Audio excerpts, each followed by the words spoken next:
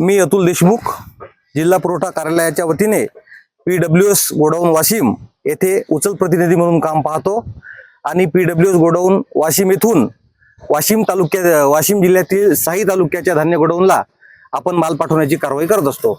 बरं, तर मला सांगा, हा जो माल आला, आता हा माल इथून कुठे जाईल आणि रेशन दुकानापर्यंत कधीपर्यंत पोहोचेल? हा सर माल PWS जे मालक आहेत व्यवस्थापक त्यांची ही जबाबदारी आहे इथून हा माल PWS गोडाऊन पर्यंत पोहोचवण्याची आणि PWS गोडाऊन मधून आपण हा माल उचलतो आणि तो दररोज नियंत्रणाप्रमाणे सर्व धान्य गोडाऊनला आपल्या तालुक्यातल्या बरं, पाठवतो। सध्या तरी हा माल पूर्णपणे ओला झालेला आहे, अक्षरशः पूर्ण पाण्यामध्ये भिजलेला आहे, नेमकं काय सांगा? सर पावसामुळे माल भिजलेला असेल किंवा हा माल जरासा थोड्याफार प्रमाणात ओला झाला असेल, परंतु आपण जेव्हा तालुक्याला माल वाटप करतो तेव्हा ओला असलेला माल किंवा खराब झालेला माल आपण त्यांच्याकडून स्वीकारत नाही। नेमकं आता हे याच्यामध्ये जबाबदार कोण असेल माल ओला होण्यामध्ये, काय वाटतं? नाही सर, त्याविषयी मी नाही सांगू शकत, कारण ही जबाबदारी आमच्या कार्यालयाची नाहीच आहे।